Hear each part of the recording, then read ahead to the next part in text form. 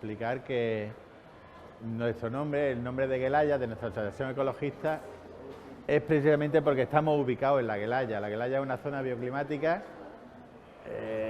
con unas características especiales y comprende tres fenómenos naturales muy interesantes, que son el Cabo Tres Forcas, el Gurugú y la Mar Chica. El Cabo Tres Forcas porque es una prolongación de tierra que penetra en el mar, la que más penetra en el mar de todo el Mediterráneo occidental.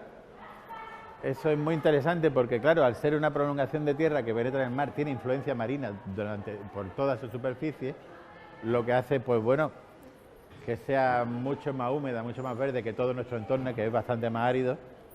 El Gurugú, ese volcán que hay justo en medio de esa península, responsable además de que sea una península tan larga, que al estar también con influencia marina de los dos lados tiene una humedad muy especial, y conserva especies de ecosistemas húmedos que no están en todo el entorno del Gurugú.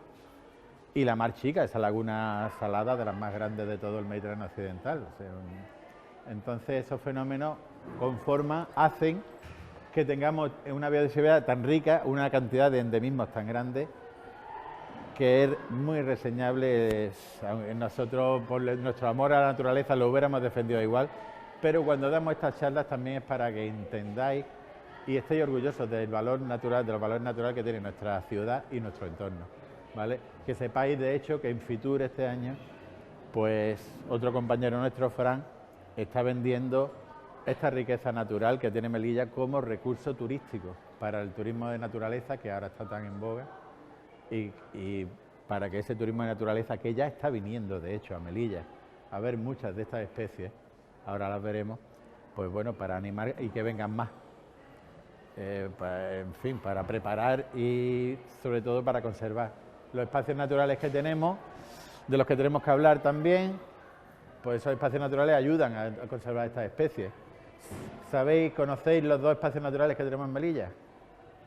¿Algunos? ¿Os suena el Barranco del Nano?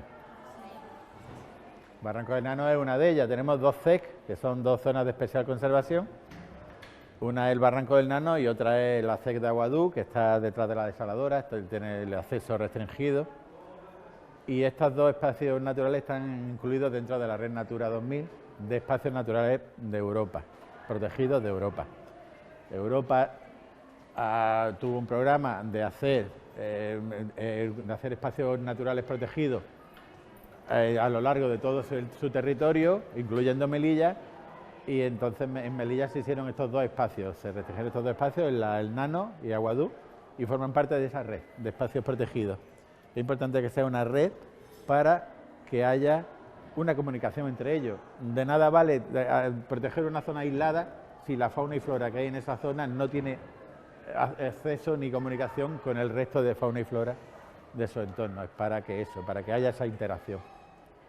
Entonces, bueno, lo que os contaba de la ubicación de Melilla es muy importante, también por el hecho de que está en el estrecho. No sé si sabéis que en el estrecho pues es una de las zonas donde hay aves migratorias más importantes del mundo, de rutas migratorias más importantes del mundo, no solo de aves, ahora lo veremos. Por estar Melilla cerca del estrecho, pues muchas de esas aves tenemos la suerte de observarlas en Melilla.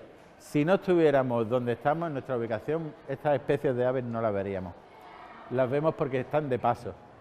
Podría empezar, por ejemplo, si os sirve de ejemplo, con el charrán bengalí. El charrán patinegro, que es otra especie muy común, me parece que es este. Como veis, son casi idénticos, ¿vale?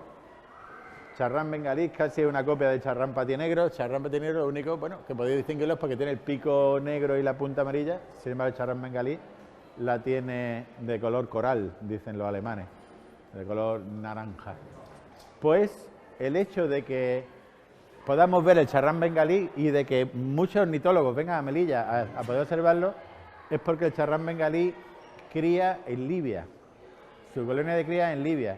¿Qué pasa? Cuando termina de criar y vuelve hacia el Atlántico, que es donde pasa el invierno, pasa por Melilla, pasa por toda la costa africana del norte de África lo que incluye también Cabo Tres Forcas y Melilla.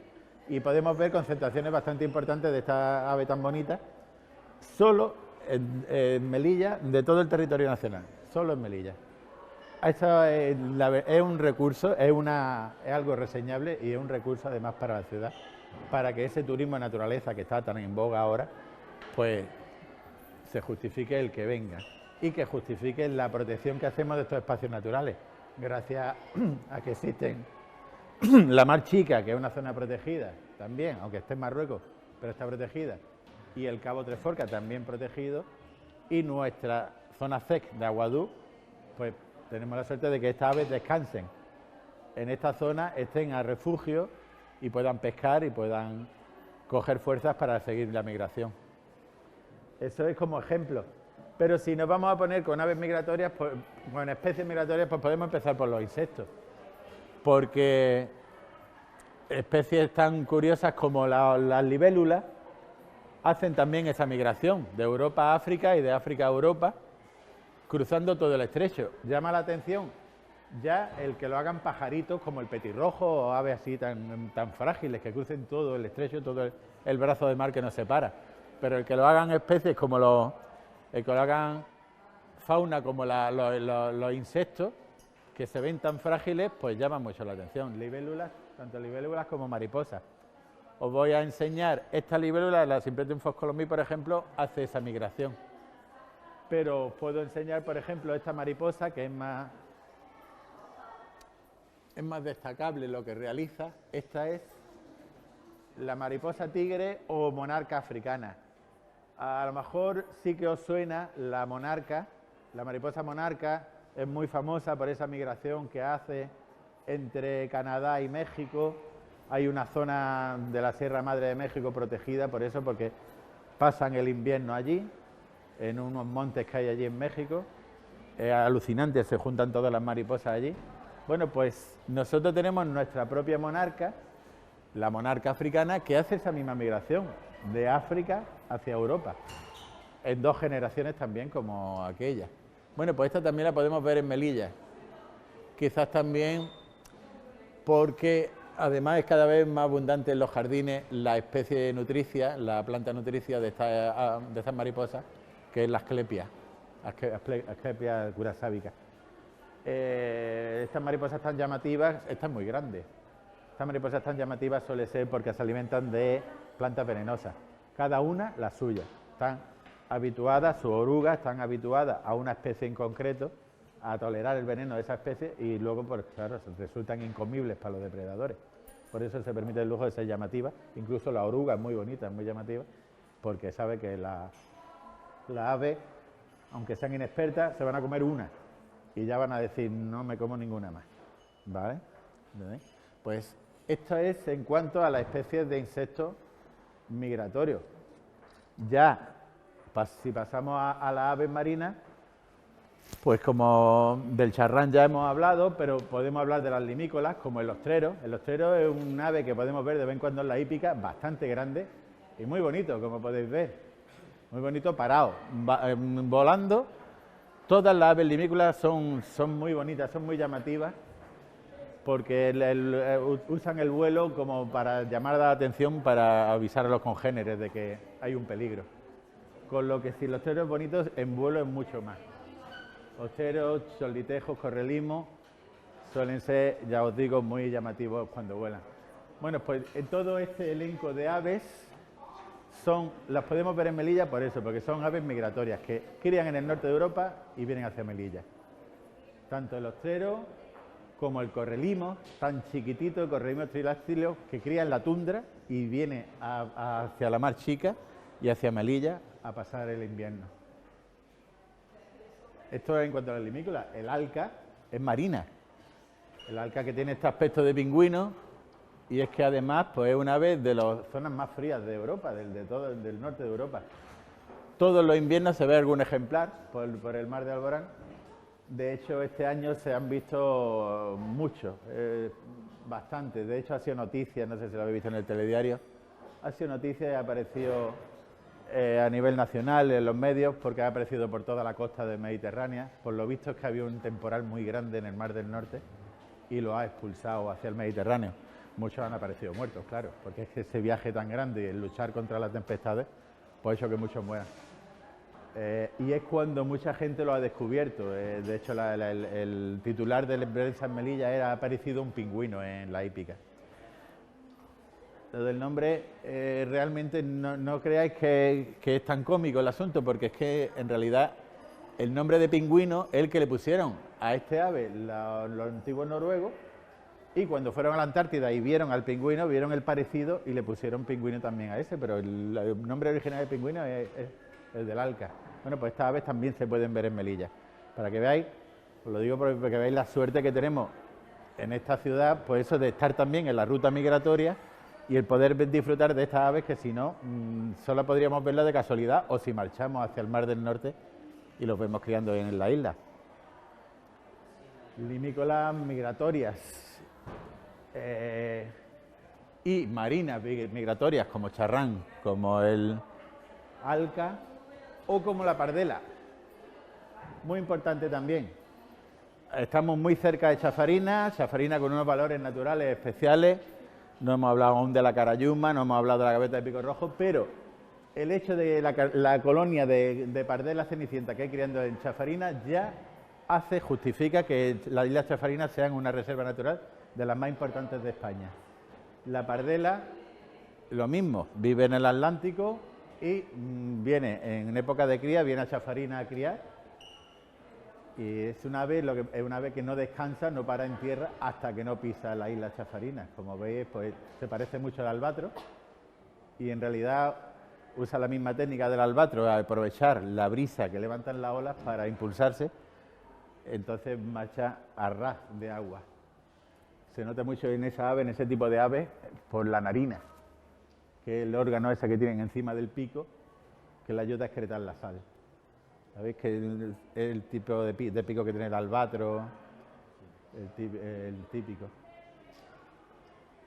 Otra muy importante, que justifica el que exista la reserva de Chafarinas, que el hecho de que en los años 60 las últimas gaviotas de pico rojo de todo el Mediterráneo criaran allí. Gracias a que se protegió en su día esa colonia en la isla Chafarinas, hoy en día la gaviota de pico rojo está recuperando por fin su población y tenemos incluso la suerte de que está criando en Melilla, hay una pequeña colonia en Melilla con acceso restringido, a ver si tenemos suerte de que se afiance aquí esa colonia. Todos los pollos que se puedan salir de esa colonia son muy importantes para una especie que está tan en peligro. ¿Veis alguna diferencia con la gaviota que veis normalmente por Melilla? ¿La notáis? ¿Alguno trabajasteis el año pasado con esta especie? Ninguno la eligió. Bueno, la gaviota de pico rojo, aunque es un poquito más grande que otras especies de las que tenemos en Melilla, es un poquito más grande que la gaviota reidora, que la gaviota cabecinegra, que la picofina, es un poquito más grande, pero es más pequeña que la gaviota que vemos en nuestro entorno urbano, que vemos por toda la ciudad. Es más pequeña, es más clarita y el pico es rojo, totalmente rojo. En la gaviota que vemos por el entorno urbano de Melilla, la patiamarilla, tiene las patas amarillas para empezar y el pico lo tiene amarillo, pero tiene una mancha roja en el pico. No lo confundáis, mucha gente cree que es la gaviota de pico rojo porque han escuchado hablar mucho de ella, de la gaviota de pico rojo, de Chafarinas. Mucha gente la confunde y cree que está protegida, pero es por la manchita roja esa que tiene. En realidad la manchita roja es donde picotea el pollo para que regurgite la comida. Esta es otra de las aves migratorias que podemos ver en Melilla por el hecho de estar en el estrecho y por el hecho de tener a Chafarinas tan cerca, que es su colonia de cría. En cuanto termina de criar, vuelve al Atlántico, ¿vale? Por lo menos los 2 primeros años de vida, de juventud, se los tiran al Atlántico. Una que anillamos aquí en Melilla, nos llegaron noticias de Gambia, de que la habían visto en Gambia, la anilla, la habían estudiado en Gambia, o sea, fijaros el viaje que realiza, tan enorme. Eso en cuanto a las marinas, hemos visto a las limícolas y a las marinas. Bueno, ya en cuanto a aves endémicas, vamos a otro grupo de aves, ya no es solo las que vemos porque están en paso migratorio, sino las que vemos por nuestra ubicación, que solo podemos verlas aquí. La lavandera blanca marroquí, por ejemplo.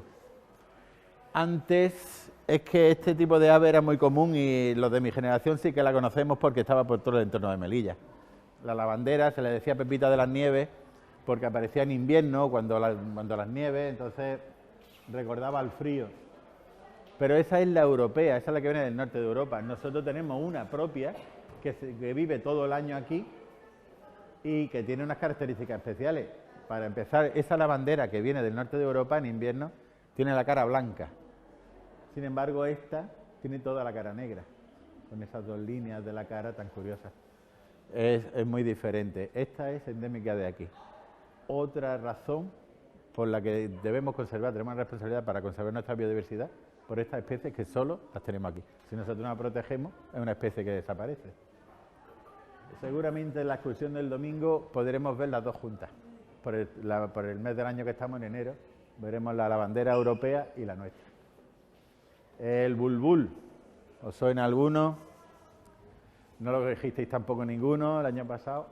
El bulbul naranjero es una especie de las que más orgullosos estamos la gente que trabajamos en la naturaleza de Melilla, porque es una especie, una ave abundante, además en Melilla, es una ave que seguramente desde clase la habréis escuchado cantando en los árboles de aquí del entorno.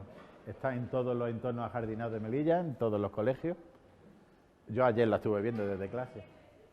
Y muchos ornitólogos aficionados a las aves de la península vienen a Melilla solo por ver el bulbul. Y además porque tienen la garantía de que lo van a ver. Como es abundante, no es como el colirrojo de Ademado, que si tiene suerte y si no, no. El bulbul lo va a ver seguro porque nada más que llegan al puerto pueden irse al Parque Hernández, ahí tienen una población de bulbul grandísima. Le llaman el ruiseñor de África porque tiene un trino bastante bonito, pero no tiene nada que ver con el ruiseñor, es bastante más grande que el ruiseñor, tiene más o menos el tamaño de un mirlo. Lo habréis visto, pero lo que pasa es que no lo recordáis, ¿vale? Eso en cuanto a la ave endémica. Del colirrojo creo que no he hablado todavía, si no me equivoco. El colirrojo diademado, otra joya de nuestra ornitología. Lo que pasa es que en Melilla solo ha habido 3 citas hasta ahora, pero sí que es abundante en nuestro entorno. En realidad es que se está adaptado a los llanos áridos de arbustos espinosos. Claro, la zona ideal para verlo sería el sur de la Mar Chica o la zona de detrás del Gurugú, hacia el sur también, siempre hacia el sur, porque la verdad como Melilla es una especie, Melilla y Gurugú forman una especie de isla verde dentro de la aridez de la zona oriental de Marruecos, pues hace que esta especie lo tenga más restringido. Pero hacia el sur de la Mar Chica, hacia el sur del Gurugú, que ya es el hábitat de esta especie, sí que es abundante y se puede ver muy fácil. Además la vais a ver desde kilómetros, porque además esos llanos áridos suelen ser muy uniformes, tienen un color pardo, y de pronto pues veis algo muy llamativo, como el colirrojo ademado cantando, pues es fácil de ver. Único sitio, este es lo que os decía, que es una fauna además muy restringida. Abundante, sin embargo, solo en nuestra zona. Si nos salimos de nuestra zona ya no se va a ver. Es una de las estrellas de nuestra ave.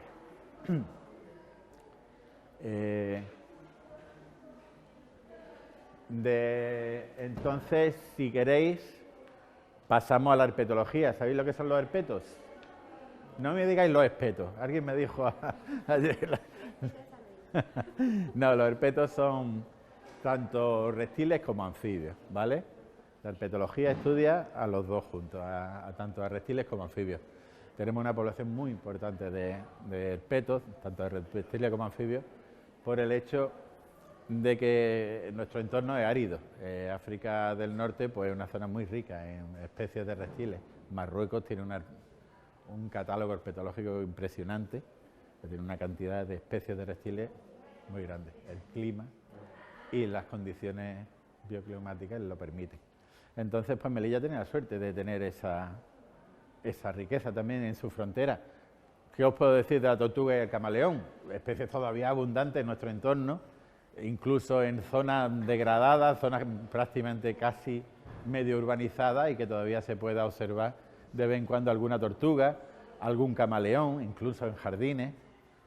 Pues esas especies están protegidas en la península porque son muy escasas y están en un entorno solo en la zona sur de la península y los entornos mejor conservados. En Melilla todavía podemos decir que hay una población abundante, aunque ya sabéis los problemas que han sufrido, se han usado mucho de mascotas. En el caso del camaleón eso le suponía la muerte. En el caso de la tortuga sí que se ha adaptado muy bien, Pero claro, esas tortugas que se tienen en casa solitarias, pues no están cumpliendo su labor en el ecosistema, lógicamente, y no se están reproduciendo. Entonces, bueno, es alguna práctica ya prohibida, aunque algunos tengan tortugas de hace ya 90 años. Pero el hecho de nosotros que la vemos tan comunes, tortuga y camaleón, pues que sepáis que es una fauna que en la península es totalmente exótica, le suena a... Pues bastante longevas, normalmente es como el loro, los loros también son muy longevos. Y es lo típico que dicen, pues yo la he heredado de mi abuela. Entonces, sí, suele pasar. Es más, otra característica de las tortugas, como son tan austeras y gran parte del año se lo tiran hibernando también, no necesitan alimentarse mucho. Entonces, mucha gente las pierde y la vuelve a encontrar a los años en una esquina del patio, blanqueada, porque han blanqueado por encima de ella. Y dicen, bueno, ¿y qué se ha estado alimentando? Pues no lo sabe nadie muy bien. Pero vamos, las hormiguillas que hay por ahí, cualquier cosa les vale. Necesitan muy poquito para sobrevivir. La verdad que es admirable lo antiguas que son, cuántos millones de años han aguantado y ahora pues lo mal que lo están pasando. Nosotros, la nuestra es la tortuga mora, Testudo graeca, ¿vale? Sin embargo, la tortuga mediterránea, que es la que hay ya pasando Murcia, la tortuga mora nuestra sería aquí en el norte de África, Almería y Murcia. A partir de ya la Comunidad Valenciana es la tortuga mediterránea, que es la que está más en peligro de extinción. Y ahí pues incluso fijaros un jabalí que han introducido ahora, el jabalí húngaro, lo han introducido por el tema de caza, que es más grande, pues es más fuerte que el nuestro y la está matando. Con las poquitas que quedan, pues lo que le faltaba era lo de los jabalíes. Son especies que han aguantado millones de años, pero hoy en día se están extinguiendo con mucha velocidad. Es uno de los objetivos también de esta charla. Que entendáis que esta biodiversidad es muy importante. La biodiversidad es que lo importante de la biodiversidad es que sea grande, que haya muchas especies. No solo las más llamativas, las más grandes, sino cualquiera. La Anthocharis, por ejemplo, es una mariposa muy pequeñita, pero cumple su misión. Hay una flor que solo la poliniza esta, la Anthocharis, la banderita española. Por eso es tan importante que tengamos tanta biodiversidad. Nuestra especie depende de ello. Es uno de los objetivos del milenio, no es por gusto. Los dos principales problemas medioambientales que tenemos ahora mismo, uno es el cambio climático y otro es la extinción de la biodiversidad. Habíamos empezado con tortuga y camaleón, por supuesto, pero bueno, el sapo moruno es también solo de aquí, no está en la península. Como curiosidad, como característica, bueno, es bastante más grande que el sapo común de la península, que sería su vicariante, su especie más próxima. Además, el sapo común de la península tiene un color uniforme. Este, como veis, tiene un color así como... está como vestido de militar, digamos. No. A ver, se ha hecho muy famoso el sapo marino este de Australia, que tiene la piel tóxica. Sí que es verdad que estos tienen toxicidad, pero no como para matar a una persona, eso lo digo yo. Lo que pasa es que también el de entretenerse en chupar a un sapo, en fin, sí que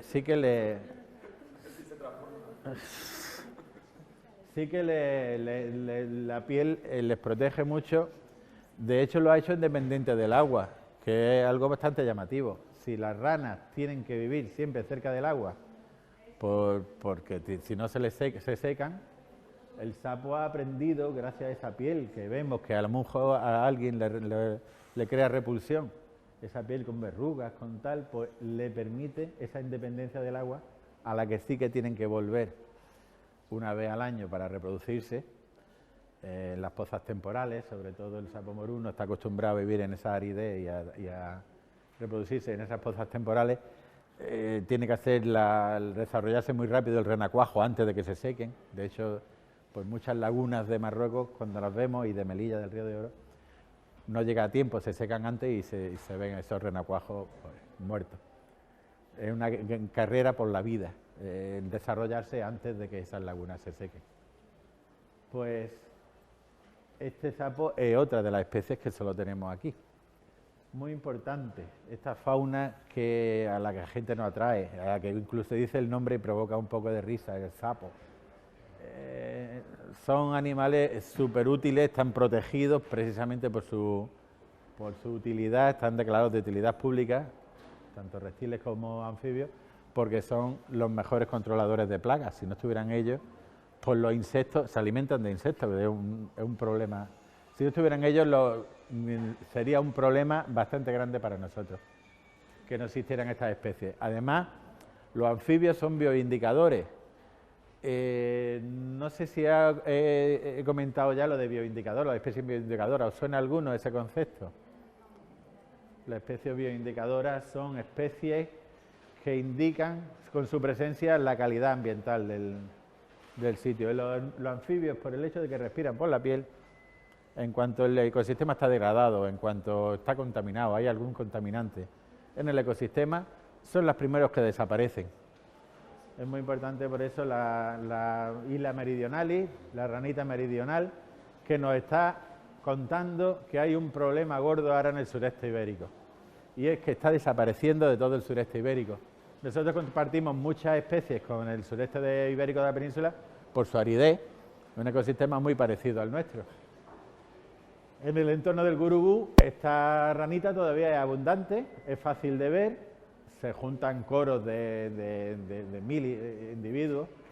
Sin embargo, en el sureste ibérico se está volviendo muy escasa. Hay un programa ahora de censo de esta especie, conjunto con nosotros, con Melilla, para estudiar en qué zonas todavía permanece y de cuáles ha desaparecido, porque está indicándonos que hay un problema gordo en el sureste ibérico, está desapareciendo a marchas forzadas. No me voy de anfibios porque es importante que hablemos de ellos. Otro anfibio que solo vamos a encontrar en Melilla, el sapillo pintojo norteafricano. Este es chiquitito, pero muy importante porque solo de todo el Estado español solo lo vamos a ver aquí, en Melilla. Discoglossus scobaci, acordaros de lo de Scobaci. Este sapillo pintojo solo aquí. En la península que traeremos varias especies, el Galganoi, Yarneae, el Pictus, pero nunca el Scobaci, ¿vale? Sin salirnos de anfibios y reptiles, el bulán. Otro lagarto, este es bastante grande, ¿eh? Me diréis, bueno, y si es tan grande, ¿cómo no hemos visto nunca ninguno? Bueno, la verdad es que estamos perdiendo mucho entorno natural de Melilla. Es casi, en estos 12 kilómetros cuadrados, pues es un entorno ya, cada vez el campo es más escaso. Sí que, aunque está presente en las dos zonas naturales, pero también todavía se puede ver algún ejemplar para el aeropuerto. ¿Por qué? Pues porque prefiere los llanos pedregosos. Además, lo notaréis, cuál es su nicho ecológico por el hecho de estas manchitas naranjas, que lo que simulan son manchas de líquen en las piedras. Son estos llanos pedregosos sin vegetación, con las piedras llenas de líquenes, eso es su hábitat habitual, y en el aeropuerto es donde mejor se da ese hábitat. Nicho ecológico, ¿os suena? Yo he dicho el palabra y lo he dejado ahí. El nicho ecológico, bueno, pues cada animal dentro del ecosistema ocupa su espacio, es su nicho ecológico, digamos, ¿vale? En el espacio, el nicho ecológico del bulán, pues serían estos llanos pedregosos. Por eso estas manchitas naranjas. Este animal, lo mismo, endémico de Melilla, ¿vale? No lo vais a ver en todo el Estado español. Los aficionados a los reptiles y a los anfibios, o a la naturaleza en general, si quieren ver el bulán, tendrán que venir aquí. En cuanto a reptiles y anfibios, yo creo que ya lo hemos dicho todo. Podemos pasar, si queréis, a la flora, a los endemismos primero, a las más importantes. ¿Cogisteis alguno? De la otra vez, ¿cogisteis alguna especie de flora? Bueno. La jara de Cartagena, creo que os la he explicado, esta es la que ya junto una con otra. Bueno, la jara de Cartagena es una especie que está en peligro crítico de extinción. En la península existen, hay en Valencia creo que 3 matas. Alguien me contaba de otra clase que si se podían contar, Si a una especie puedes contar los ejemplares que hay, mal vamos. En este caso se pueden contar en la península los ejemplares de Cistus heterófilos que hay. En Valencia quedan 3 matas y en Murcia ahora hay más, pero en su día que llegaron a quedar 10. Cuando se descubrió esta especie ya solo quedaban 10 plantas. Le recogieron las semillas y hubo un incendio posterior. Si no se le llega a haber cogido las semillas, hubiera desaparecido de la región de Murcia.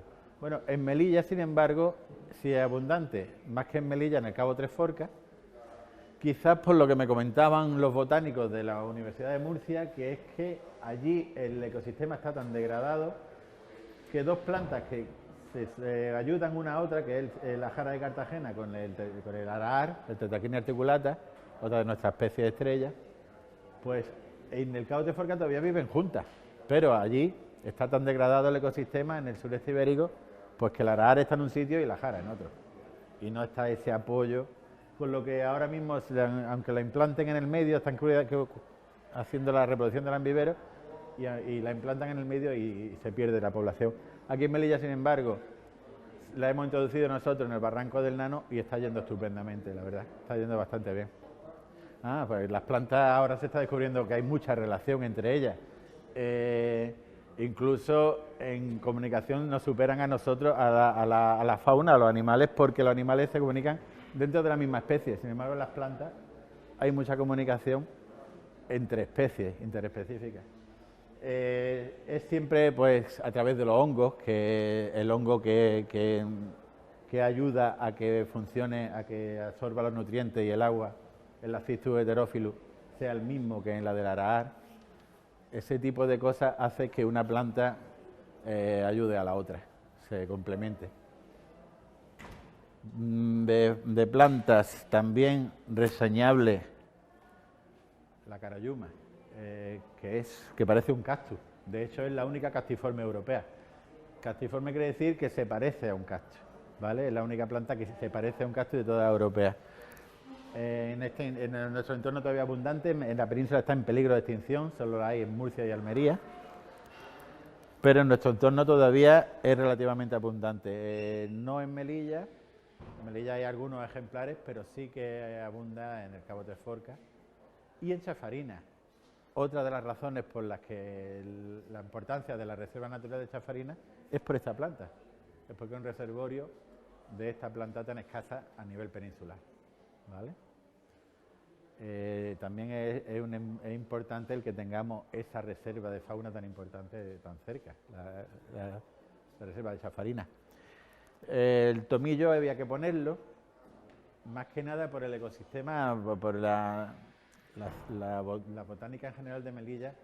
Las nanófitas son muy importantes. Estas plantas, tanto el tomillo como la micromeria, que es otro tipo de tomillo que tenemos en Melilla, que no llega ni a la rodilla.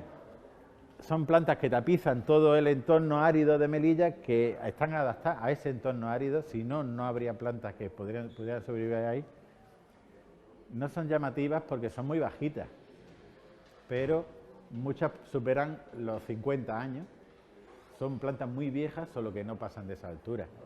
No hay que no hay que perderle la atención que merecen esas plantas por el hecho de que no tengan esa altura o la altura de un árbol, ni mucho menos. Tienen una importancia primordial. Es una de las razones por las que el barranco del Nano esté protegido. La abundancia de la micromeria. Por zonas donde se dé también la micromeria, se da un poquito en el Levante y sobre todo en Ibiza, en las Baleares. La micromeria tiene una floración, son flores muy pequeñas, pero tiene una floración explosiva. Ahora en invierno, precisamente por eso se llama lo de tomillo de invierno, ahora en invierno se tiñe de morado todo el barranco del Nano, porque florece la micromeria. Eso atrae mucho a los insectos, tiene una miel además especialmente energética, especialmente alimenticia, que atrae mucho a los insectos, con muchas propiedades, y los insectos pues atraen a la ave, y la ave a las rapaces. Es una base de la cadena trófica muy importante. La cadena trófica, más o menos, la controláis lo que es, pues el Micromerietum, aunque no llama mucho la atención, pero el micromeritio, que es la zona de estas nanófitas, la zona donde crecen estas plantas, como la jara de Cartagena, que también pertenece a esa... Eso es muy importante, es una zona con especial biodiversidad, por lo que os he dicho, porque su floración atrae muchos insectos, los insectos atraen mucho a las aves, esa sería la escala.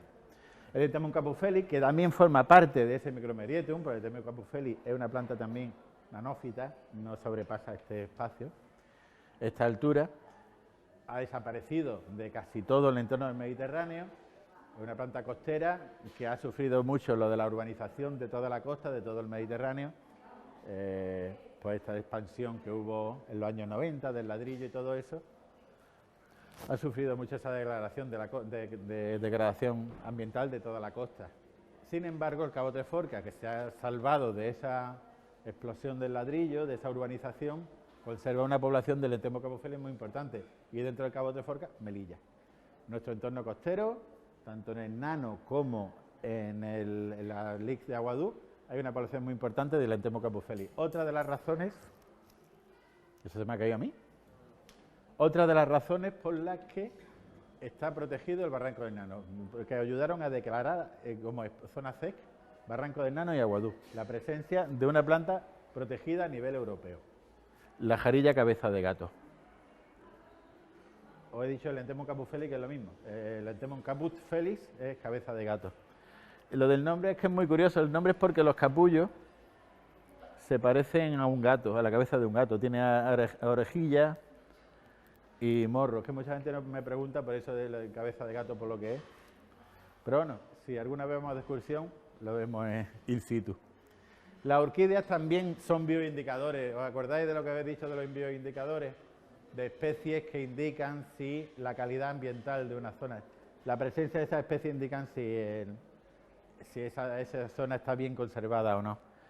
La presencia de orquídeas mediterráneas en el Barranco del Nano pues indican que el ecosistema tiene una biodiversidad todavía bastante interesante.